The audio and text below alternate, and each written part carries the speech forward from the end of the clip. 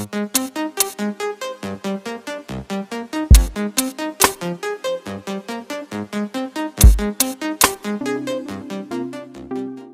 back to Tomato Not Tomato, and today we're going to be installing strobe light for your tail light. Alright, so I wanted just to continue with, some safety modifications, or going along the lines of what we did last time, which is just adding the turn signals with some functionality in order to add additional brake lights to your system to draw attention to the people riding behind you. So today, I got a comment which I'm going to put in the display, and they were telling me about, hey, how about a strobe light kit? And I thought that was a great idea. So that's what we're doing today. We're going to be installing a strobe controller for LED tail lights. So this is the most important thing. I don't think it's going to be an issue with this bike because you already have LED lights. So these ones, they don't work with halogen or incandescent lights, but they will with LEDs. So essentially, this is going to be in between your tail light and your existing harness going to your to the rest of the bike, and they're just going to be interrupting the signal. And every time you're pressed on the brake, the tail light is just going to flash multiple times before it stays lit for as long as you're pressing the lever, either with your foot or with your hand. So we're going to use this only pattern, and then as easy as it get it on your bike. Flash it for a couple times every time you press on the brake, draw people's attention, and you should be good to go. Let's just get to install it now. Carefully remove seats and plastic from your bike. Did I say carefully? So I realized that some of you are like me and you guys are visual people, so I put together this diagram just to show you exactly how to work on this on your specific bike. So you have 3 cables on the connector coming out of your tail light, right? So you have your light brown that you're not going to be using. That's the constant power whenever you put the key on. Then you have the one in the middle, which is your brake cable. That's the one that transmits the electricity when you apply the brakes. And then you have the one on the left, which is the black with the white stripe. That is your ground. So you're going to bring your module, and the only cable you're going to have to cut is the one in the middle, which is your braking cable. So that one you're going to cut because you need to put the 2 ends between the cable and the rest of the harness going to your bike.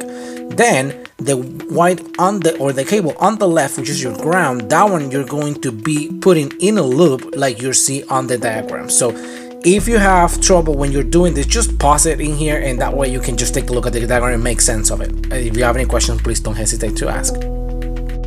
So if you have never done this, the best way to do something like this, I already know how the cables work, but you see the connector, I'm just going to be pulling it out, and with the help of my tester, I'm just going to measure the actual, or I guess identify what are the cables that do what exactly.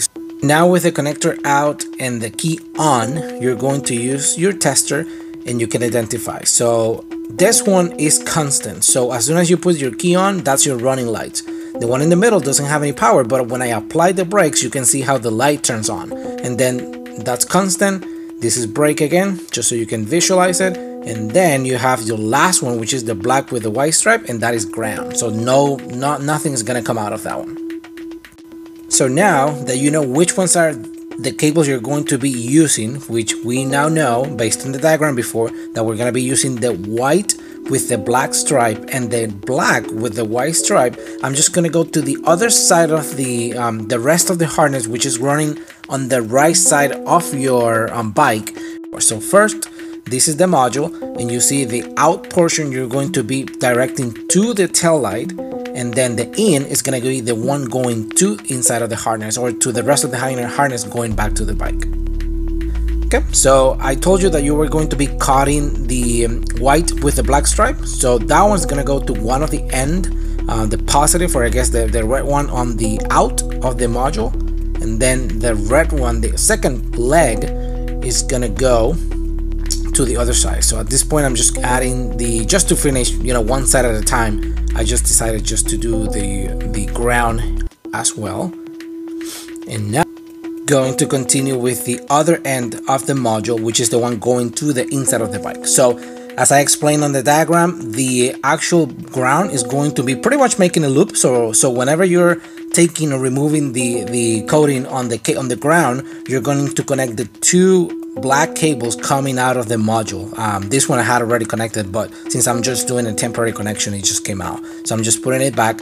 So now I'm dealing with the second leg. So the second leg is going to go to the same cable that we interrupted or cut before, but now it's just going to go to the end so that the module is in the middle. So now we're just going to do a quick test. So you see now I'm applying the brakes and you can see the flashes of the flash pattern. I'm going to do it again and now I'm going to show you from the back. Okay. You see now whenever I apply the brakes, you see the 4 pattern going on. All right, so I think we're now in a good place to know that at least we got a good connection. The connection is correct, so we're just gonna go ahead and make it a final, or make it the connection final. So at this point, I'm just gonna go ahead and take one of those soldering lests, I guess, if you want to call them. So these things are great because they not only solder the cables together, but they also have the shrink material that is going to be acting as a shrinking tube that you normally add whenever you splice cables and you want to make your connections permanent. So now you know the drill. Just remove or undo the connections you did before. Add one of these caps, then just add heat so they can shrink together, and the actual soldering material actually comes out and creates that strong bond on the cables. And just repeat it on the 4 sections, and there's only one section in here that I'm actually going to be soldering. I'll show you that in a quick second. Okay, so now I just started making this one of my first connections permanent. Be careful not to melt anything else that is not the stuff that's on the way. That's why I continue to move it, as well as sometimes I try just to make it outside of the bike so I'm not burning or melting any other components. Now that I'm done with the permanent connection on the red side, at least I'm just gonna go ahead and give it a try, make sure that's still working, that I'm not messing anything up, and it's still working. So now that I know that I can continue making the ground connection permanent now.